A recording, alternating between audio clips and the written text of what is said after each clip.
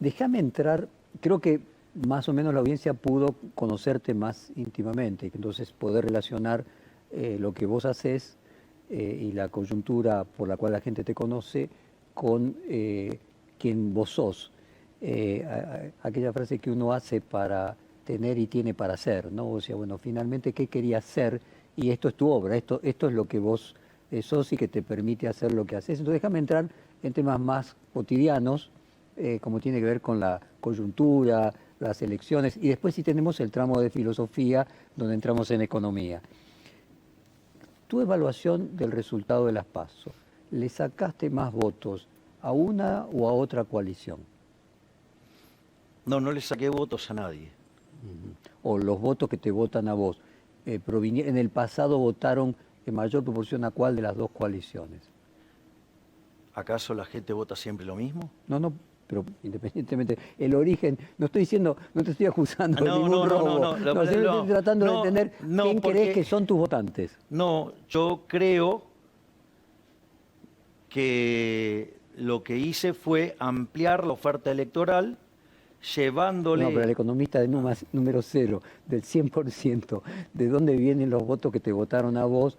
Déjame, no sé, avanza un poquito a ver si te puedo ayudar. No, sí, te puedo contestar, pero hay cosas que sí las quiero dejar claras antes quizás de la... el tema de sacar te predispuso mal en el sentido de que parecía que le estaba sacando a alguien. No, me estoy refiriendo de dónde venían los votos que te votaron a vos esa vez en 2019. Fijás, mucha gente estaba sorprendida porque donde saqué la mayor proporción de votos, los mayores...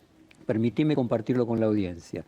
Lugano, Soldate, Villa Riachuelo, Liniers, Matadero, Parque Avellaneda, Floresta, Montecastro, Versalles y Villa Luro, tuviste el 15%, y al revés de lo que algunos podrían suponer, en Belgrano y barrios de mayor poder adquisitivo, 12%.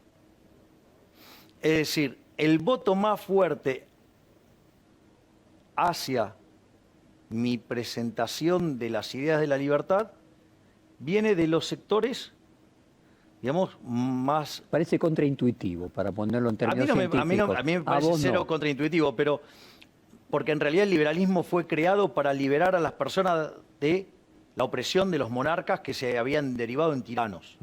Por lo tanto, digamos, es lógico que aquellos que están más contra las cuerdas, que son justamente los que están menos favorecidos, digo, abracen las ideas de la libertad. Pero eso es otro tema. Entonces, si vos te fijás, ¿a quién entonces podríamos estar diciendo que le sacamos?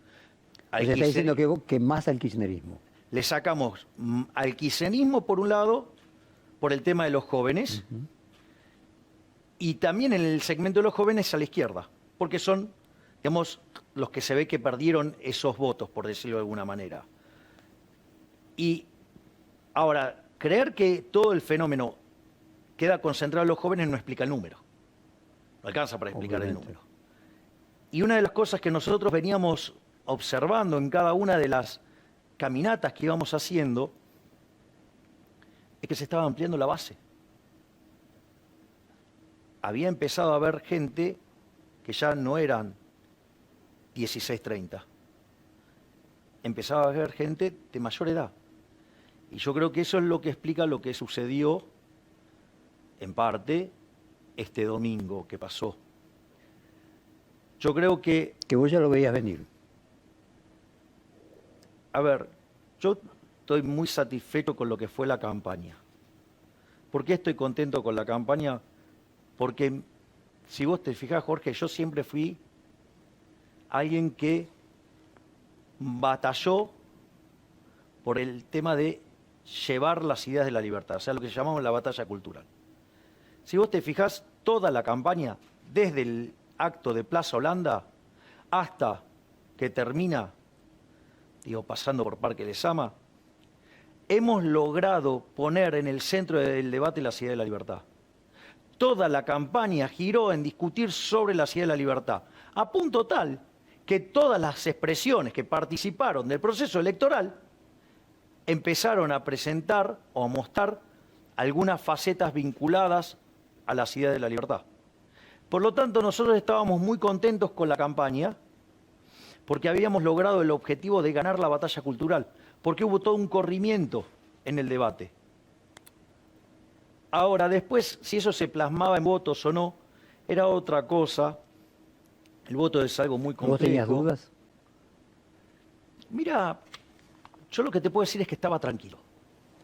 Yo el domingo terminé de votar, con mi hermana nos fuimos a comer en realidad, digamos, en la casa de mi papá y mi mamá. Todavía mi papá no puede, digamos, o sea, digamos, comer, digamos, Con el tema de una sola dosis, decís, de la vacuna. Sí, pero no, el problema de mi papá no tiene que ver con, digamos, con el tema COVID. del COVID, sino que tiene que ver con a ver, él se tenía que ir al campo y nada, tiene una determinada edad y se puso a hacer cosas que no son propias de la edad y estaba en plena avenida Rivadavia con un neumático muy grande, se cayó, se rompió la cadera.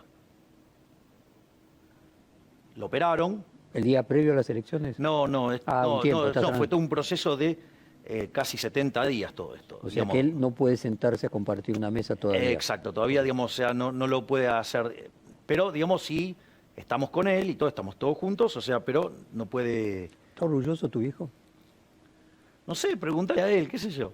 Y no, Bueno, vamos, lo llamamos, digamos, vamos al corte y lo llamamos. Tu impresión. Es que yo no delego la aprobación. No importa, pero te pregunto, ¿vos crees que ellos hoy, tu viejo, tu vieja, te miraban con Pero alegría? es que no me importa, digamos, si otros aprueban o no. Está bien que no importe. Mi pregunta es, ¿cuál es la actitud de ellos que vos percibiste? No hago foco Parece sobre que no esas es pudor cosas. sobre ese tema, pero evidentemente uno supone que sí, que se tendrán que haber alegrado de ver a Bueno, Nico sí, teniendo ese que éxito. están contentos, sí, pero digo, o sea, que están orgullosos. Que eso a vos no te importa es otra historia. Pero digo, bueno, pero vos sabés que, digamos, entre verlos contentos y que estén orgullosos, hay una distancia. ¿vos crees que pueden no estarlo? Mira, mi experiencia como futbolista dice que vos podés ganar un partido 5-0 y podés no estar orgulloso. Que es subjetivo esa sensación. Porque quizás hasta vos crees que no diste lo mejor que vos tenías. Y vos podés ir a un partido. Mira, el mejor partido que yo atajé en mi vida no terminó 0-0. Perdimos 4-0, o sea, me hicieron 4 goles. Pero si no hubieras estado vos, podrían haber hecho 8. Saqué 35 tiros de gol.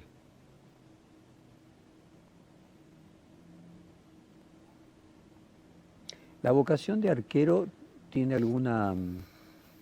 reflexionaste en análisis? ¿Tiene algo, esa posición te representa en algún sentido? Yo creo que tiene ¿Siempre jugaste arquero o No, siempre jugué de arquero. Siempre. Pero no es que me mandaron a jugar de arquero. Vos elegiste. Yo elegí ser arquero.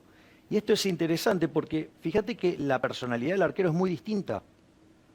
Se viste distinto, usa guantes, es el único que puede jugar con las manos, es el único que se equivoca y es gol. Entrena solo. ¿Y todo ese análisis lo hiciste en el momento, o lo hiciste ex post? O No, cuando... lo hice post. Ajá. ¿Y qué reflexión? ¿Por qué haber elegido ser arquero? Todas estas cosas, ¿qué significan? No, digo, yo creo que requiere de tener una personalidad muy fuerte. O sea, y te hace, digamos, o sea, es un puesto muy solitario. Pensá que hacen el gol y todos festejan del otro lado y vos estás solito. ¿Viste? Gol, gol. Sí, algo significa como elección en este sentido. Y decime, decías estaba contento, voté, me fui a comer a la casa de mis padres Sí. con el jefe y dije, yo hice todo lo que podía, ahora alea jacta es. Exactamente. Las cartas están echadas. La suerte ha sido echada. Entonces, que sea lo que sea. De hecho, me llamaban por teléfono. No, ¿tenés los bocas de urna? No. ¿Y cuándo te vas a enterar? ¿Qué sé yo? Iré al búnker, no sé, a las 6, 7, qué sé yo. Iré al búnker y ahí me enteraré.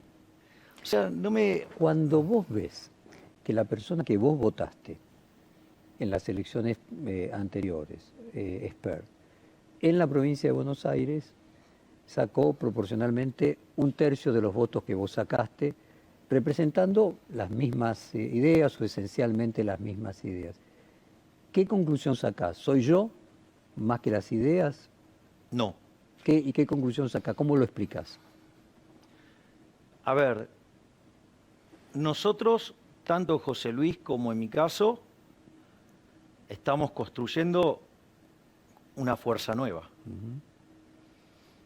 Eso tiene un montón de contratiempos. En ese montón de contratiempos, comparar mis números porcentuales contra los de José Luis sería profundamente injusto. Porque vos en la capital tenés 15 comunas. En la provincia de Buenos Aires tenés más de 130 municipios. Por lo tanto, el tamaño del desafío es muchísimo más grande. Interpreto, vos decís que es más fácil llegar comunicacionalmente en aquello que decía de que la presión es inversamente proporcional al espacio, como sostenía Lacan, como sostenía Pascal. Pero vos fíjate esto, Jorge, ¿en qué se basó? Pero digo, es eso, o sea, por lo que decís es que un territorio más pequeño se lo puede más rápidamente conquistar. Y porque cuando vos no tenés recursos financieros, ¿cómo haces la campaña? Una parte es los medios, tanto José Luis como yo tenemos exposición en los medios desde hace muchísimos años. Pero vos tenés mucho más. Bueno, hoy, pero en otro tiempo Sí, también sí, lo hoy. tuvo José Luis. Hay otra cuestión más, que las redes. Nosotros somos muy fuertes en las redes. Y lo otro es el territorio. Es decir, yo voy y me meto en los barrios y hago el cuerpo a cuerpo. O sea, digamos, y lo podés ver en los videos, me meto en los barrios y no me importa nada. O sea, y me importa cero los prejuicios y voy y me meto.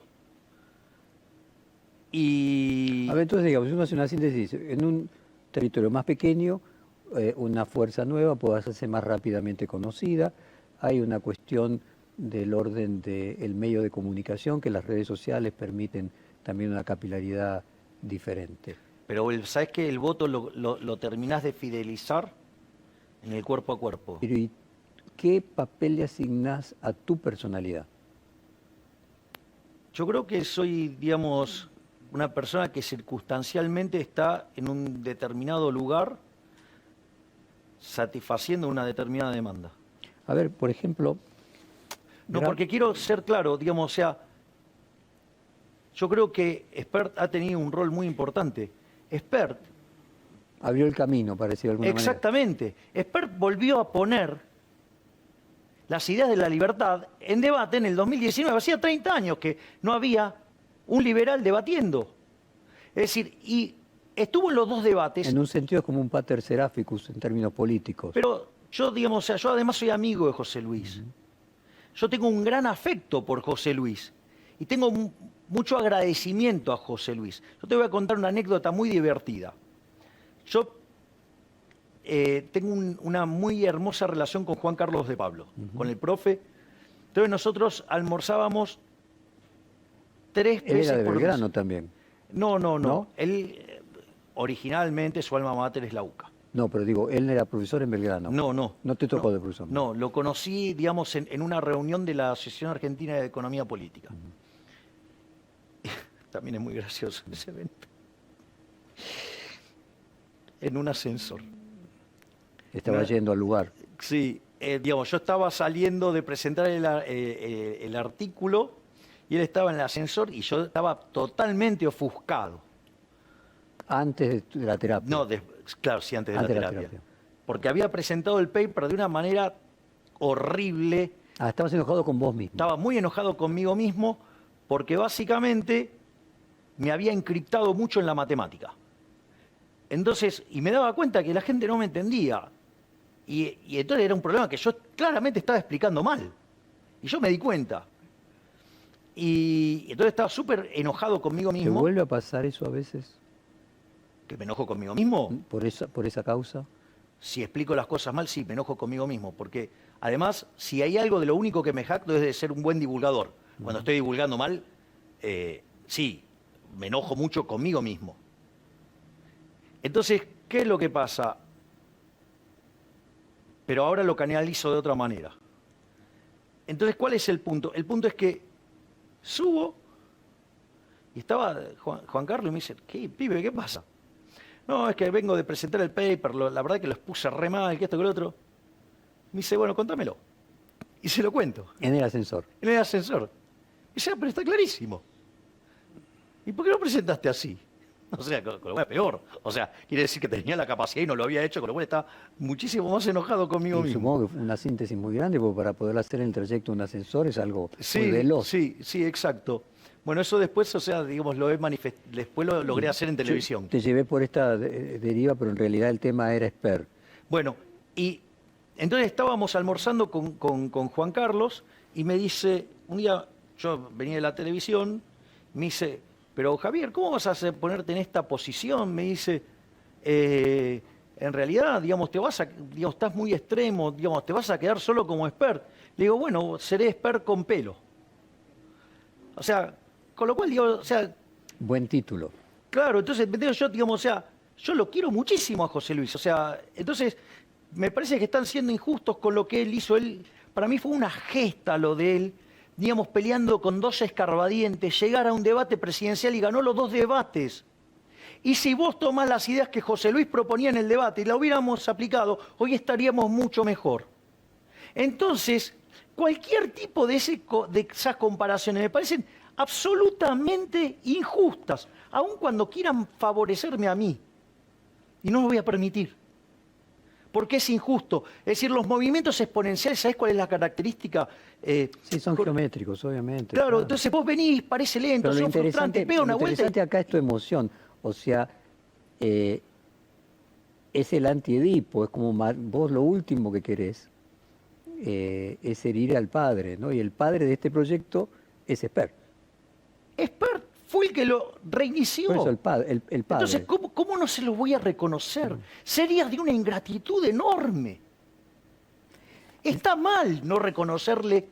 Es decir, después, ok, vinieron toda esta oleada de votos. Bueno, aleluya. Pero no se puede dejar de reconocer lo que hizo José Luis. Y decime, en lo que tiene que ver ahora con la comunicación, que va más allá de las ideas pueden ser las mismas, la comunicación puede ponerle un énfasis.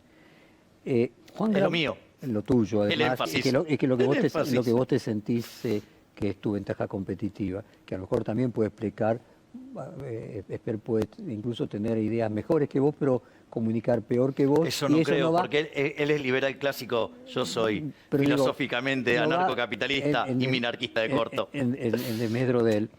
Juan Grabois. José Luis no quiere eliminar el Banco Central, yo sí. Sí. Juan Grabois, que está en las antípodas tuyas, dijo que vos sintetizabas más un grito de bronca que una propuesta ideológica.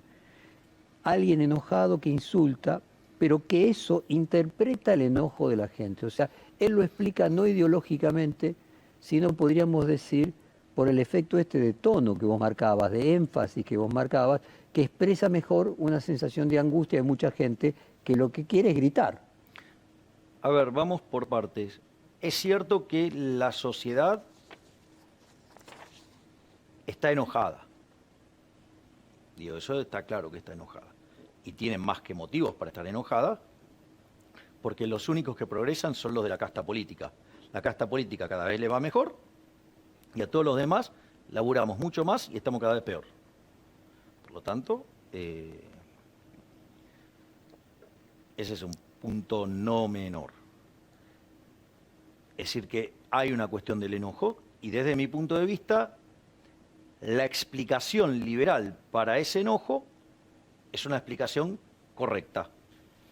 Ahora, después, si Grabois cree que yo no tengo fundamento ideológico, puede ser que esté flojo de lectura. No sé si yo lo leí mal.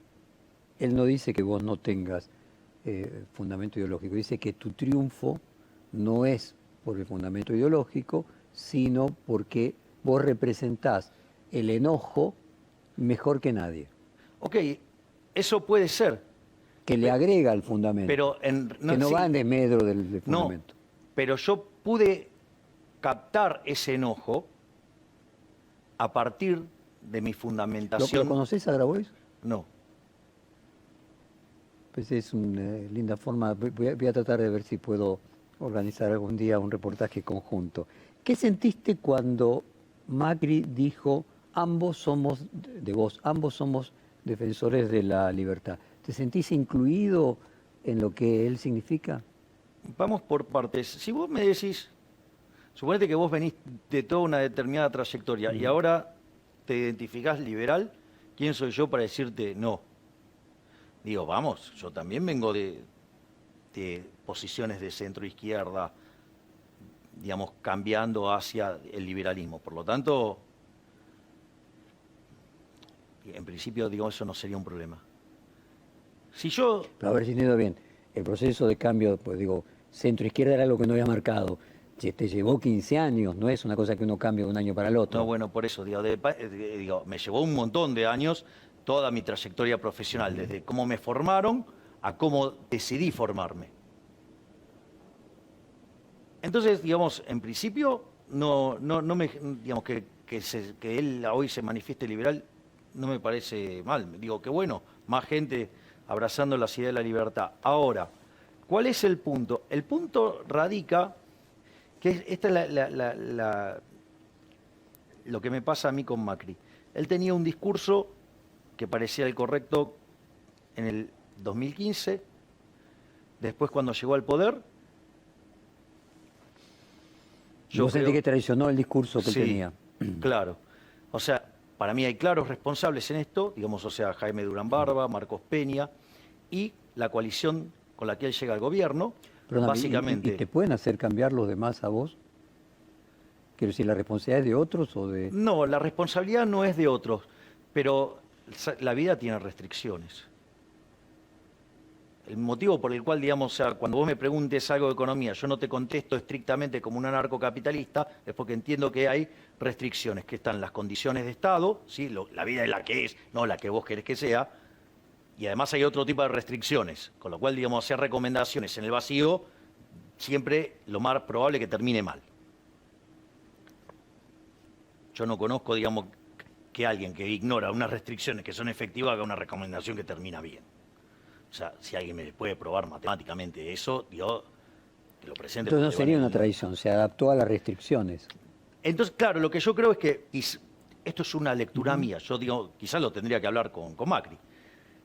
Yo creo que la presencia de Jaime Durán Barba y de Marcos Peña, diciéndole que no puede ir por determinado lugar, tener una coalición que tiene a la Unión Cívica Radical, que es la Internacional Socialista, a la coalición cívica, que son más socialistas que la Unión Cívica Radical, y que además dentro de su propio partido tiene las Palomas, que también son socialdemócratas, claro, llegó al poder, lo dejaron atado de pies y manos.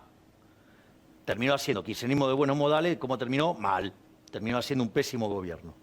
Pero a ver, siguiendo esa idea del libre albedrío, ¿vos creés aquella frase de que uno hace con uno lo que primero otros hicieron con uno? O sea, ¿vos creés que Macri era dueño de su destino o que era todo un tema de casuística y no podía hacer otra cosa? ¿Traicionó o no traicionó? No, es que, a ver, vos podés... Podría haber hecho otra cosa, para ponerlo en términos vulgares. Es que yo creo que las restricciones hay que ver si podría haber hecho otra cosa. El problema es que... O sea, lo disculpás, que crees que en ese contexto nadie hubiera podido haber hecho otra cosa. No, él también tiene su responsabilidad en eso. Ajá. Porque si él admite vincularse con determinadas personas que le van a terminar condicionando su proceso decisorio, pará, te estás poniendo restricciones vos solos. ¿Y si él dijera no tengo otra forma de llegar? Entonces, bueno, eso es una cuestión de elección personal. Vos no lo harías. Yo no lo haría. Preferís no ser presidente, pero mantener la pureza de tus ideas. Exactamente. Exactamente. Yo, digamos, o sea, vos, si te fijás, Jorge... ¿Y cómo jugás ahí con la idea de la ética de las convicciones y la ética de la responsabilidad? O sea, si querés cambiar, ¿cómo haces para poder llegar a la posición de poder que te permita producir el cambio? ¿No haces concesiones y te quedás sin poder producir el cambio? Si es que decía, haces concesiones y no lo producís. No, pero es que si llego por los medios equivocados, el resultado no puede ser bueno, Jorge. Por eso yo hago... O sea, en este sentido hubiera sido preferible que ganara Scioli. Exacto. Y que hoy estuviera un gobierno liberal. Ese sería tu planteo. Exactamente. O sea que Macri atrasó 8 años la política argentina. por ejemplo. Pero vos fíjate, yo digamos, esto lo señalo con claridad. Cuando me dicen, no, vos vas a estar solo en el Congreso, vas a estar más solo que Adán en el Día de la Madre. Ya, yo, digamos, no es que estoy solo. De hecho, el formato, si vos te fijás, de La Libertad Avanza, tiene distintas expresiones. Bueno, vas a estar solo, digamos. De hecho, vas a tener varios diputados. Bueno, pero José Luis también, y creo que te referís a López Murphy. No. Estoy hablando de otra cosa. A ver. Cuando yo, digamos, tengo que trazar la línea, digo, la línea es la socialdemocracia. En ese contexto, la socialdemocracia queda del lado de la izquierda y del otro lado, ¿qué queda? Los liberales, los libertarios, la derecha, la centroderecha, los conservadores, el peronismo republicano, los menemistas y los halcones de Juntos por el Cambio. Todo lo demás está del otro lado para mí. Y cuando juntás todo ese magma, llegás a la conclusión de que finalmente no es pequeño, que no es minoritario. No lo es, de hecho no lo es. Lo más interesante de la elección en la Ciudad Autónoma de Buenos Aires es que el liberalismo es la segunda fuerza más importante de la ciudad. Porque juntar lo del voto, Lucas. Porque esos son 25% de los votos. ¿Vos sabés que... Y eso está arriba de lo que sacó Santoro, o sea, el kirchnerismo. Por lo tanto, vos fíjate esto, que si para noviembre todos los liberales nos ponemos de acuerdo y vamos juntos, dejamos al kirchnerismo en tercer lugar y los terminamos de empujar. Mirá qué interesante. Y además, fíjate otra cosa, con los votos que ya sacó Vidal, López Murphy ya está adentro. ¿Me comprendés? Por lo tanto, podés ganar en composición liberal. O sea, vos haces un llamado a los votantes de López Murphy para que voten a tu partido. Pero, a ver, Jorge, la lista de Juntos por el Cambio, los 10 primeros lugares, tienen 9 posiciones de centro-izquierda. Mencionaste López Murphy, ¿no? Y mencionaste que Macri finalmente retrasó 8 años un proceso de cambio que hoy se estaría produciendo. López Murphy fue candidato en el 2003, vos lo votaste. Yo lo voté. Por 2 puntos no entró en el balotaje. Fue el primer aliado de Macri.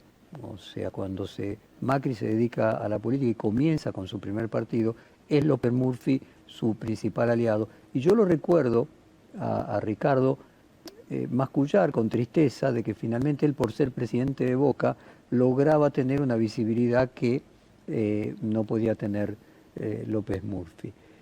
¿Crees que en la comunicación la fama juega un valor fundamental y que de alguna manera vos, al ser tan buen comunicador, sin necesidad de ser presidente de Boca, lograste esa visibilidad y que el primer punto en la política es lograr la visibilidad, captar la atención? Yo creo que eso tiene un rol importante, que te conozcan. Porque, a ver, yo decidí meterme en la política porque yo creí, vos podés cambiar las cosas de 3 maneras. Una es vía la batalla cultural. Al menos desde mi punto de vista, en lo que tenía que ver conmigo, ese proceso estaba saturado.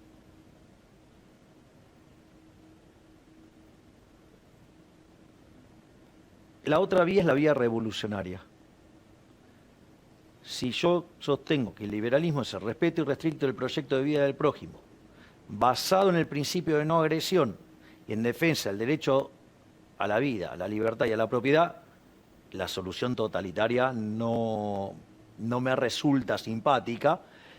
Y además, en términos de cálculo, si vos querés, estratégico, el monopolio de la violencia la tiene el Estado. Por lo tanto, digamos, tampoco me va a ir muy bien si me quiero hacer el loquito. Entonces, me parece que la única forma que había para cambiar era meterse dentro del sistema y barrer contra el status quo.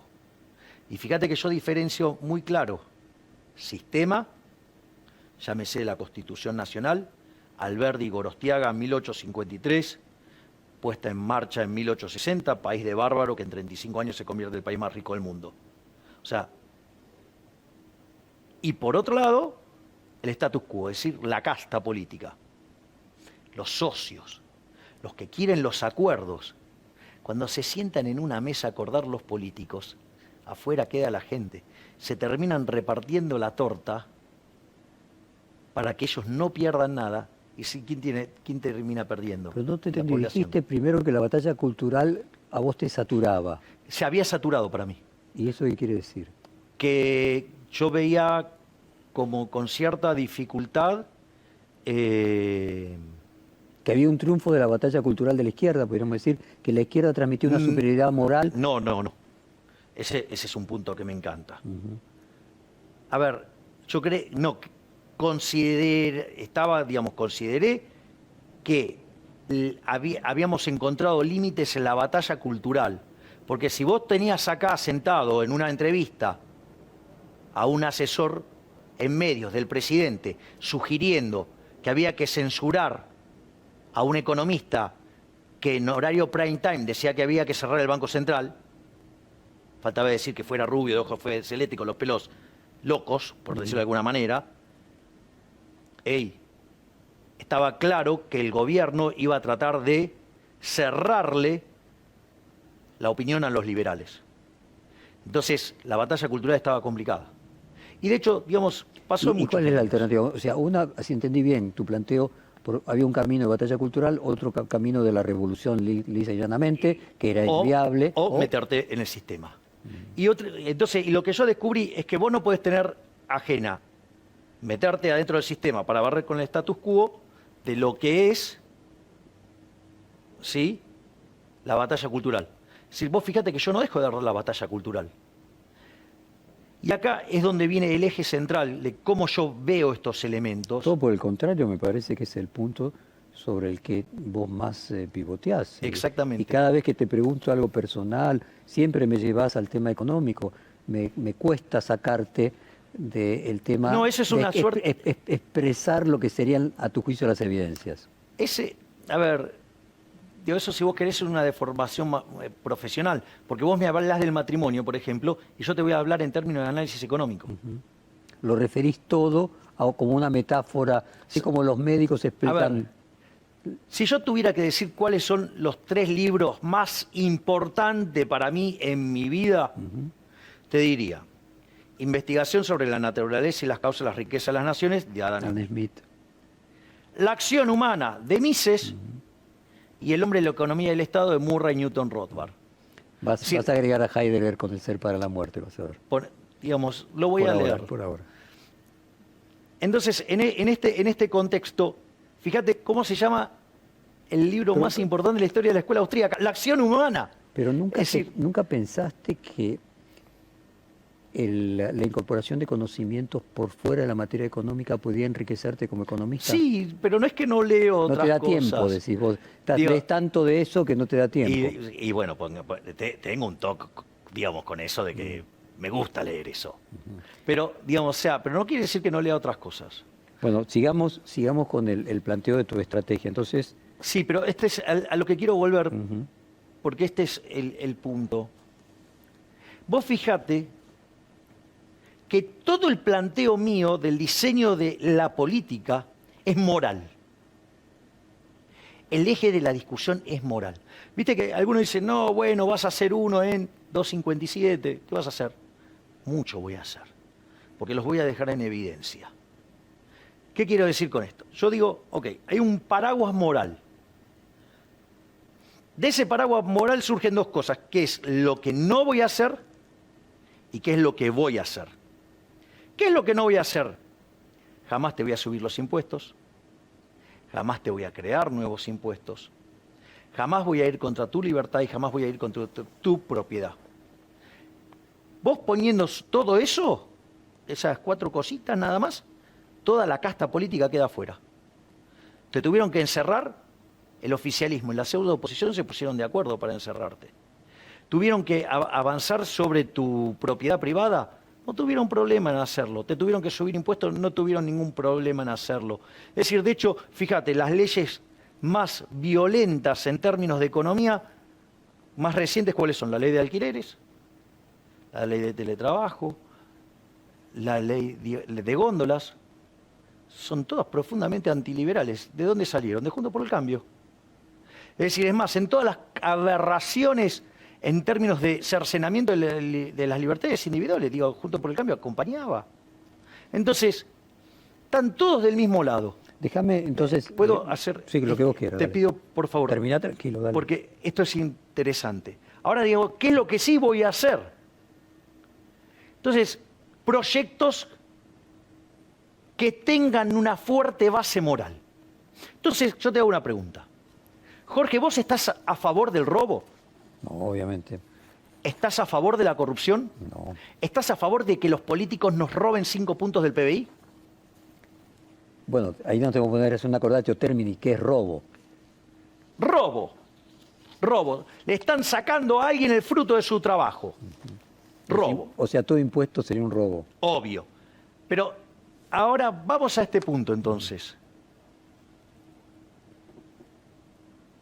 El Banco Central te roba 5 puntos del PBI vía el impuesto inflacionario. Es un robo de la casta política a la gente de bien que produce. No, ahí tenés un tema, que es que no es un impuesto. Entonces, como funciona como un impuesto, ahí sí ¿Cómo que no puede es un caber... impuesto? Claro. ¿Cómo no que no es un No, impuesto? Quiero decir que desde el punto de vista... es un produce el mismo efecto que un impuesto. Exacto. Y encima ni siquiera es votado por el Congreso y por las instituciones. Ahí sí, si vos ¿Te das querés... cuenta que es una estafa? Ahí hay una estafa. Bien, entonces, cuando viene alguien y me dice, el loquito que quiere cerrar el Banco Central. Ah, entonces vos estás a favor de robarle a la gente. Vos estás a favor de la corrupción. Porque además encima el impuesto inflacionario es de los peores impuestos que hay. O sea, todos los impuestos son malos. Pero este es de los peores porque, primero que está esto que vos decís, que está por abajo de la alfombra, nadie se enteró, digamos, explícitamente. Hay otro... No es coparticipable, podés agregar. Por No es ejemplo. coparticipable, o sea, le robás a los gobernadores y a la... Pero Y después digo, vos has explicado mucho de economía. Está bien, pero, sí, pero acá está la cuestión moral, Jorge. Este es el eje central. Porque además el impuesto inflacionario le pega entre 25 y 30 veces más fuerte a los más vulnerables. Entonces, digamos, que venga un supuesto progre a defender la existencia del Banco Central para rompernos la cabeza con el impuesto inflacionario, destruyendo los que menos tienen, es un incoherente. Ahora, pará, no te sulfures. No me sulfuro, soy apasionado. Digamos, hay muchos países que no tienen inflación y tienen Banco Central, así que por lo tanto no necesariamente una cosa tendría que ser necesaria para Bueno, la podemos otra. discutir, digamos, Como bajo qué circunstancias lógico. el Banco Central funciona. Pero- O sea, igual de vuelta, te hago una pregunta. Vamos a hacer así. ¿Vos estás de acuerdo en que asesinar a una persona está mal? Obviamente, ¿Estás a favor de respetarle la vida? obviamente. Ah, entonces, digamos, quiere decir que hay una solución intermedia, se llama tortura. ¿La vas a avalar? No. Ok, entonces, digamos, o sea, cuando vos haces el planteo desde el punto de vista moral, las cosas van a estar bien o van a estar mal. Robar está mal. El Banco Central es un mecanismo por el cual se estafa a la gente. Déjame llegar al aspecto filosófico, ¿no? Porque Comte decía, el padre de la sociología, que la problemática se planteaba cuando nosotros no aceptamos libertad de criterio en la química, no la aceptamos en la física y sí en la política, que finalmente es moral. Pero déjame llegar a eso, nuevamente ir avanzando con vos persona, vos político, para llegar luego a la economía. Quiero hacerte preguntas de ideología de género.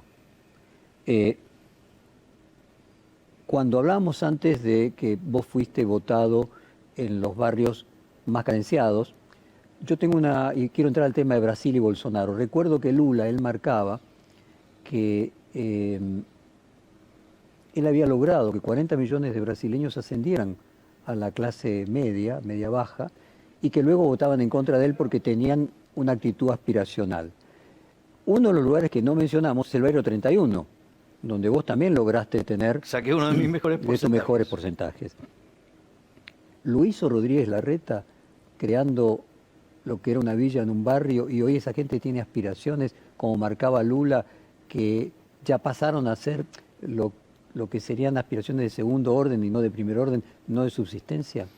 No, me parece que el valor de la libertad es transversal. Y lo único que hice yo fue llamarle la atención a la gente que la pérdida de la libertad nos llevaba a estar peor, sumado a un evento aleatorio un shock, digamos, inesperado que fue la pandemia. Porque una de las cosas que pasó con la pandemia, en la Perdóname, lógica... esto quiere decir que la pandemia, ¿vos crees que parte de tu éxito electoral también se explica por Sí. por la pandemia? Sí, Ajá. porque una de las cosas que puso en el centro de la escena fue la libertad. O sea, el confinamiento lo que estaba atacando era la idea de libertad. Exactamente.